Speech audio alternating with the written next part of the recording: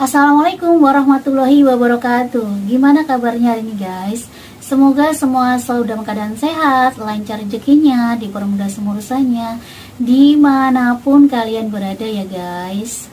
Kita akan melihat video yang terkait dengan Pak Amin Rais atau Mbah Amin. Di sini tuh Mbah Amin mengatakan hal yang paling buruk banget ya guys. Sebelumnya mohon maaf ya guys, Mbah Amin itu mengatakan Pak Jokowi itu Pak Wapres atau Mas Gibran dan sama Mas Kaisang. Amin Rais mengatakan sebegitu bencinya ya Pak Amin Rais itu dengan keluarganya Pak Jokowi ya. Melihat video dari Pak Prabowo atau Pak Presiden kita mengatakan kita harus menghormati semua pemerintahan dari zamannya Pak Soekarno sampai zamannya Pak Joko Widodo. Penasaran dengan videonya? Mari kita simak video bersama-sama. Jangan lupa ditonton video sampai habis ya guys, biar kita nggak gagal paham. Oke guys? Puncak ketololan dan keugal-ugalan Jokowi tercapai ketika dia sudah berhasil membunuh demokrasi, memperlakukan rakyat seperti sekumpulan kambing congek, dan menganggap rakyat lebih bodoh dari dirinya. Ternyata tokoh yang tidak bisa menunjukkan ijazah SD dan SMP-nya ini benar-benar sudah menjadi Pak Pelongo. Gibran bodoh dan memalukan. Kaisang sama. Ibunya Iriana juga agak memalukan.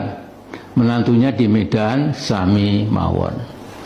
Nah, Jokowi menampakkan kebodohannya dan sekaligus ambisi butanya ketika menyatakan di berbagai forum bahwa sebagai presiden dia akan berkampanye dan memihak paslon yang ada, yaitu ada anak ingusannya sebagai cawapres.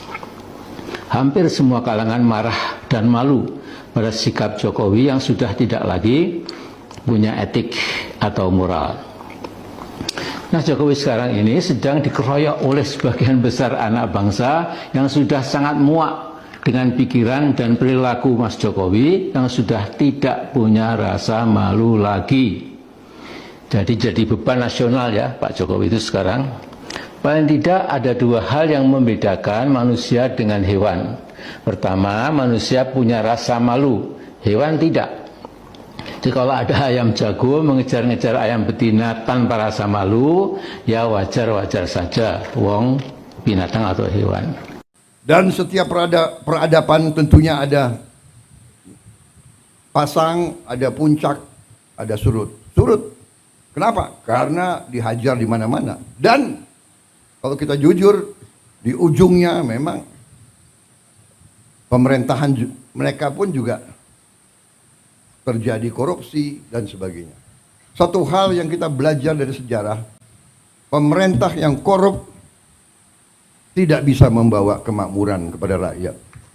Itu pelajaran. Itu pelajaran. Jadi saudara-saudara, marilah kita bersama-sama sesuai dengan tema yang saudara-saudara pilih. Marilah kita berjuang mencari kemakmuran. Supaya kita hilangkan kemiskinan, hilangkan kelaparan, hilangkan stunting. Saudara-saudara, saya telah mempelajari angka-angka mendalam. Sungguh luar biasa kekayaan kita.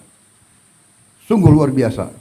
Tapi kita koreksi diri, kita banyak yang terus terang saja kurang piawe, kurang handal untuk menjaga kekayaan kita.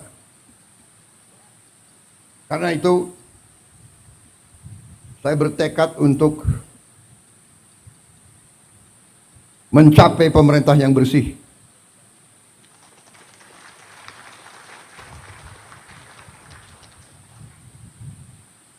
Dan ini tidak gampang.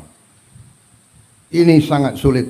Bahkan saya tahu, saya ditertawakan, saya diejek. Tapi saya sudah biasa diejek. Mana mungkin menghilangkan korupsi di Indonesia? Mana mungkin menghilangkan kemiskinan? Mana mungkin menghilangkan kelaparan? Apa? Mau kasih makan bergizi? Hahaha, ketawa. Di awal mereka tertawakan saya dan saya tahu mereka mengancam saya. Saya tahu saya diancam. Nanti harga saham, harga indeks saham akan turun. Di hari-hari pertama saya luncurkan gagasan makanan bergizi, sudah muncul. Saya mengerti, saya ini cukup lama jadi orang Indonesia. Saya mengerti. Ada ancaman terbuka, ada ancaman halus. Ada senjata yang terbuka, senapan, meriam, ya itu. Tapi sebelumnya ada senjata-senjata lain. Senjata psikologis, adu domba, fitnah, hoax.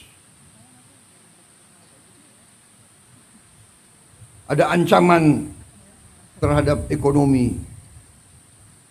Saudara-saudara, Pak, karena gagasan makan bergizi, harga saham indeks turun. Saya jawab ke mereka itu, saya kasih tahu ya, biar saya nggak punya saham, saya bilang. Dan rakyat di desa-desa tidak punya saham. Benar.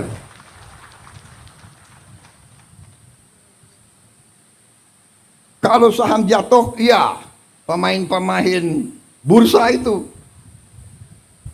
Siapa yang main bursa di sini? Menteri-menteri, ayo ngaku. Fahri Hamzah kayaknya, yuk. Ada bukan orang kaya saja main saham, tahu nggak? Ada teman-teman saya ahli matematik. Dia mau pakai algoritma. Tapi saya lihat hidupnya stres. Tiap detik lihat TV, lihat apa itu? Wah, harga saham turun 0,0 sekian. Oh, panik dia. Hitung lagi. Aduh, hidup stres, aku enggak maulah. Dan saya kasih tahu itu ya, main-main saham itu kalau orang kecil ya pasti kalah. Itu untuk orang kecil itu biasanya sama dengan judi itu. Yang menang yang bandar, yang besar, yang kuat, ya kan? Ini Pak Trenggono itu mantuk-mantuk. Jangan-jangan Pak Trenggono punya algoritma. Dia itu. Ada ahli matematik yang saking pinternya dia berani ke kasino. Hitung. Main apa? Roulette itu. Pakai algoritma itu, Cok. Tapi enggak serius, saudara-saudara. Kemudian ada yang mau ancam mata uang kita. Ada juga mau ancam. Saudara-saudara, ternyata bernegara itu, keyakinan saya dasarnya adalah beberapa hal yang fundamental. Yang pertama adalah kemampuan bangsa itu menghasilkan pangan.